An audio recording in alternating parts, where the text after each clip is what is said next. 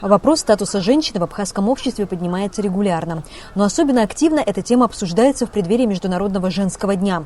Какова роль женщины, насколько активны женщины сегодня в политике, в гражданском обществе, насколько остро стоит проблема защиты женщины на законодательном уровне. На эти вопросы попытались ответить представители активной общественности, чья деятельность напрямую связана с поставленным вопросом. Нателла Акаба, председатель Ассоциации женщин Абхазии, уверена, что сегодня, несмотря на то, что женщины в Абхазии формально ничем не ограничены, их роли воспринимаются в обществе в рамках традиционной культуры, где их активность ограничивается по большей части семейными и бытовыми вопросами. В традиционной абхазской культуре женщины всегда пользовались авторитетом. Надо сказать, что при этом их роль всегда была ограничена. Они воспринимаются и сейчас, и в прошлом в основном как мать, хранительница семейного очага, жена, гостеприимная хозяйка, но не более того. И, к сожалению, вот это все продолжает и на сей день сохраняться. И поэтому у нас в парламенте только одна женщина. И в предыдущем составе тоже была только одна. Причем, по словам Нателлы Акаба, тенденция ослабления позиции женщин в общественно-политической жизни страны наблюдается в последние годы. Еще 20-25 лет назад, то есть сразу после Отечественной войны народа Абхазии, женщины были более активными. Нателла Акаба связывает это с тем, что сами женщины отступили и все меньше идут в политику. И во время войны, и после окончания войны было больше женщин во власти и в частности в парламенте. Так что что-то происходит. Вот не в том направлении мы идем, к сожалению. Я думаю, и женщины тоже в этом виноваты. Они как-то не сумели объединить усилия для того, чтобы продвигать гендерное равенство. Далеко не всех женщин в Абхазии этот вопрос волнует. Ну а, кстати, среди мужчин есть такие гендерно чувствительные, которые считают, что роль женщин как-то надо усиливать. И это все международные организации тоже признают, потому что у женщин есть очень такой большой потенциал в сфере решения каких-то социальных проблем. Женщины всегда бывают очень хорошими правозащитниками. Ну и что касается миротворческого потенциала женщин, он тоже достаточно велик. На вопрос, не стоит ли ввести квоты для женщин во всех институтах власти, чтобы обеспечить гендерный баланс, Нателла Акаба отвечает, что против такого подхода, потому что в этом вопросе важна гендерная чувствительность, ведь и среди женщин есть те, кому чужды проблемы женщин. Я считаю, что надо объединить усилия женщин, которые считают это актуальным, вот эту проблему, чтобы все-таки на уровне принятия решений было больше женщин. Но я не совсем сторонница введения гендерного квотирования, потому что я считаю, что не любую женщину надо продвигать, а именно такую гендерно чувствительную, образованную, порядочную, которая очень ориентирована на решение социальных проблем, которых у нас в стране, к сожалению, все еще очень много. Того же мнения придерживается Ирина Кукускир, представительница Центра «Мир без насилия». Никогда, допустим, я не буду голосовать за женщину только потому, что она женщина.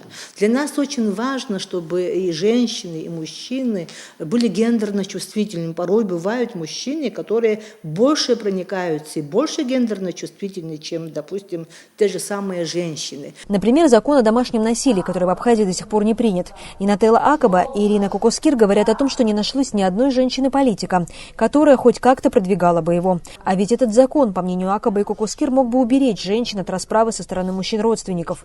Таких случаев в Абхазии, по словам активистов, достаточно, чтобы уже начинать бить тревогу. У нас нет закона о домашнем насилии, закон проработан, проект закона существует, но он не принят.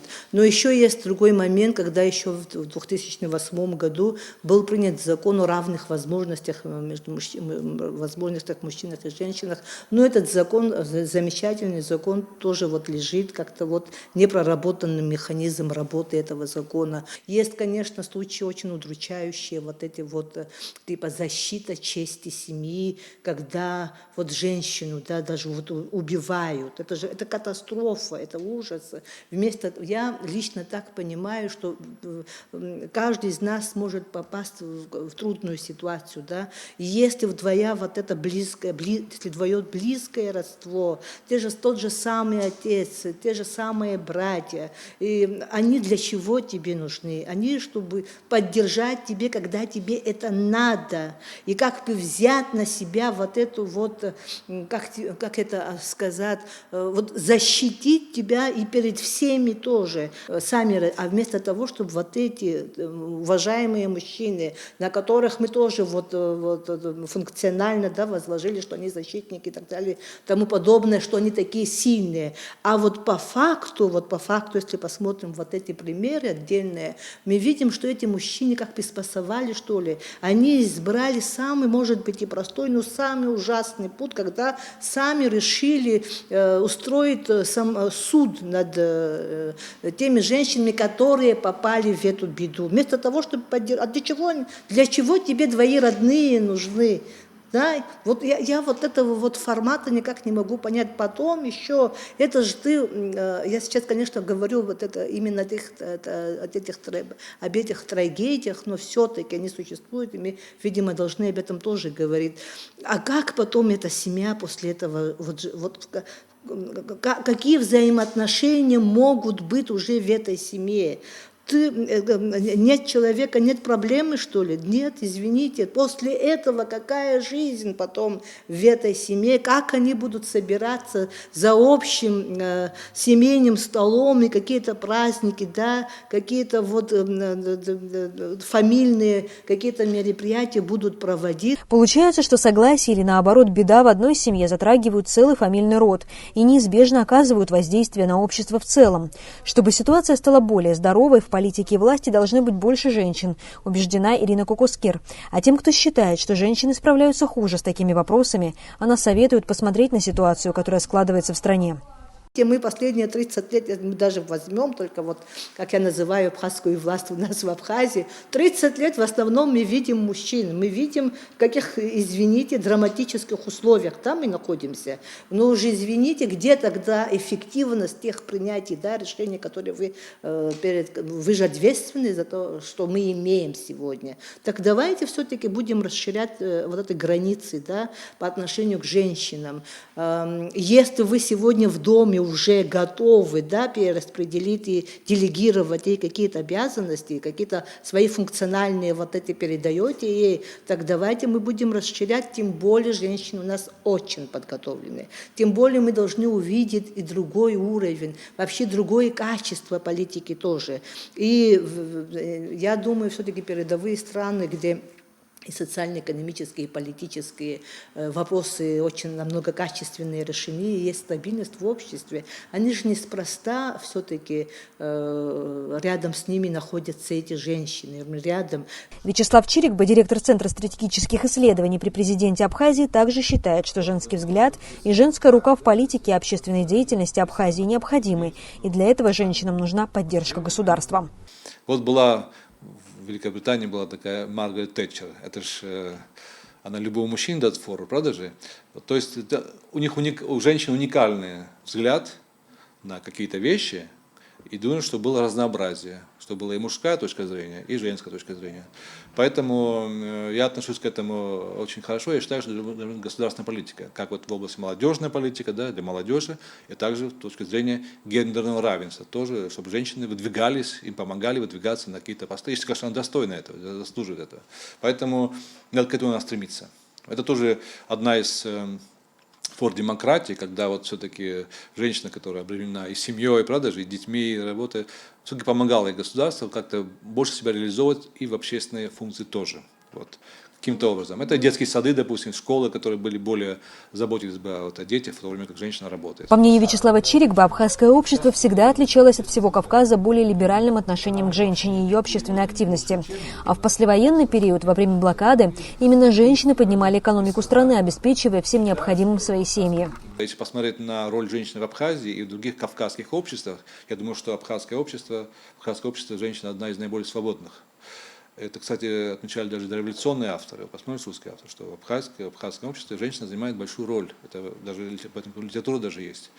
Вот. И поэтому, я думаю, здесь тоже с нашими традициями не расходится. То, что женщина играет большую роль, к ней уважение большое, и как матери, и как мудрому человеку.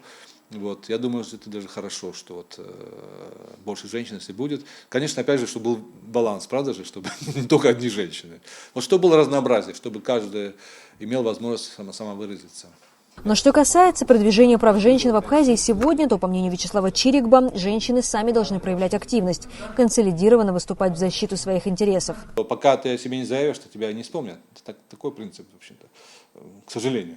И поэтому, мне кажется, женщины должны более активно говорить о себе и о своих правах. Конечно, главное, нельзя нарушать прав других людей, правда? Здесь не должно быть перекосов. Но все-таки вот то, что полагается, то, что достойно, мне кажется, они должны требовать, просто не просить, а требовать. Вот. И я думаю, что большинство отклик должен быть позитивный. Судя по тому, что у нас современное общество, в конце концов. Нателла Акаба, которая более 20 лет возглавляет Ассоциацию женщин Абхазии, признает, что за эти годы организация не добилась грандиозных успехов. И этому есть ряд объективных причин. Одна из них – недостаточное финансирование. К сожалению, мы не совсем соответствуем этому названию, потому что у нас на это нет таких ресурсов, и у нас такой небольшой офис, который мы арендуем. Мы не можем, к сожалению, какие-то совместные планировать мероприятия. Но когда есть возможность, мы, конечно, проводим какие-то форумы, какие-то круглые столы, другие мероприятия. Но сейчас в условиях пандемии это все, конечно, очень сильно усложнилось. И мы в основном сейчас работаем только онлайн. И надо сказать, что мы способствовали созданию в регионах Абхазии женских организаций. Но, к сожалению, мы не поспособствовали тому, чтобы финансировать их деятельность. У нас такой возможности нет. Перспективным Нателла Акаба видит сотрудничество с российскими женскими организациями. В той же России эта Валентина Матвиенко, которая возглавляет Совет Федерации, она очень такая гендерно чувствительная. И как раз недавно мы на сайте Ассоциации женщин Абхазии опубликовали ее призыв. И она считает, что надо больше женщин во власти, в каких-то мирных переговорах. И я считаю, что это очень правильно и очень хорошо, что в России такая женщина занимает такой пост. Мы бы очень хотели, чтобы в России у нас появились какие-то партнерские женские организации. И мы знаем, что в России есть такие фонды, которые финансируют какие-то проекты, не только связанные с гендерным равенством, но и вообще. И нам бы очень хотелось, чтобы Абхазия тоже могла как-то быть вовлечена в эти проекты. И с какой-то российской женской организацией мы бы очень хотели сотрудничать. Будем пытаться наладить это, но не знаю, что получится. Парламентом Абхазии был принят закон о равенстве полов, но особой роли он не сыграл, как говорят представители гражданского общества. И речь не о том, что женщинам не дают проявлять активность. Сами женщины все больше предпочитают исполнительские должности, а на уровне принятия решений главенствуют мужчины. Что из этого получается, мы наблюдаем каждый день. Марьяна Котова, Сасрыква Гухава, Абаза ТВ.